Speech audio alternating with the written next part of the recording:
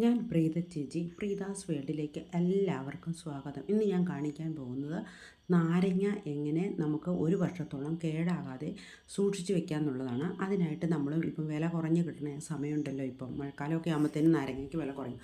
അന്നേരം നമ്മൾ കൂടുതൽ നാരങ്ങ വാങ്ങിച്ചിട്ട് അത് ഉപ്പിട്ട് നന്നായിട്ട് വൃത്തിയായിട്ട് കഴുകിയിട്ട് ഉപ്പിട്ട് വെള്ളത്തിൽ പുഴുങ്ങി വയ്ക്കുക.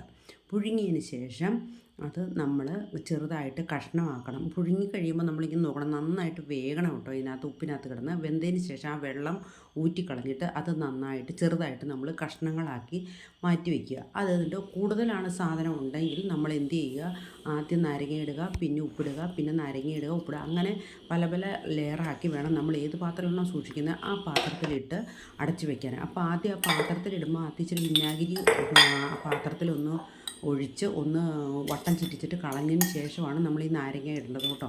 അതിന് ശേഷം അതിന് മുകളിലേക്കും കുറച്ച് ഉപ്പിടുക. അതിന് ശേഷം കുറച്ച് വിനാഗിരി മുകളിലൊഴിക്കണം.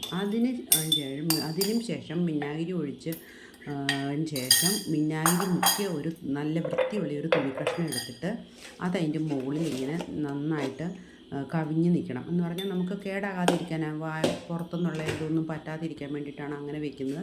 അങ്ങനെ വെച്ച് അടച്ച് വെച്ച് കഴിഞ്ഞാൽ ഒരു വർഷത്തോളം നമുക്ക് ഈ സാധനം ഇരിക്കും. അത് കഴിഞ്ഞ് എങ്ങനെയാണ് പെട്ടെന്ന് നമ്മൾ മാർക്കറ്റിൽ നിന്നൊക്കെ കിട്ടുന്ന നാരങ്ങാച്ചാറ് പോലെ അതേ ടേസ്റ്റിൽ അതിലും ഒരു പ്രിസർവേറ്റീവ് എന്ന് പറഞ്ഞാൽ ഇഞ്ചിയില്ല, വെളുത്തുള്ളിയില്ല, കരിയാപ്പലയില്ല, എണ്ണയില്ല, ഇതൊന്നുമില്ലാതെ മാർക്കറ്റിൽ നിന്ന് കിട്ടുന്ന അതേ ടേസ്റ്റിൽ നമുക്കൊരു നാരങ്ങാച്ചാർ കഴിക്കാൻ പറ്റും. അത് ഞാൻ അടുത്ത വീഡിയോയിൽ നിങ്ങൾക്ക് കാണിച്ചു തരാം കേട്ടോ. ഇപ്പം ഇതെങ്ങനെ സൂക്ഷിക്കാമെന്നുള്ള വില കുറഞ്ഞ സമയത്ത് എല്ലാവരും പോയി വാങ്ങിച്ച് വെക്കുക.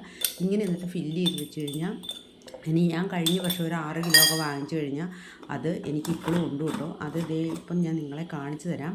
ഇത്രയും ബാലൻസ് ഉണ്ട്. അതിൻ്റെ ബാക്കിയാണ് ഇനി ബാക്കി അത് ഞാൻ എടുത്തു പോയി. ഇനിയിപ്പോൾ അടുത്ത വർഷത്തിന് എനിക്ക് ഇനി വാങ്ങിക്കും ഞാൻ.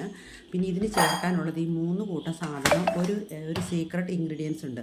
അത് മാത്രം മതി. നല്ല ടേസ്റ്റി നാരങ്ങ അച്ചാർ നമുക്ക് വീട്ടിൽ തന്നെ ഉണ്ടാക്കാം. Thank you for watching.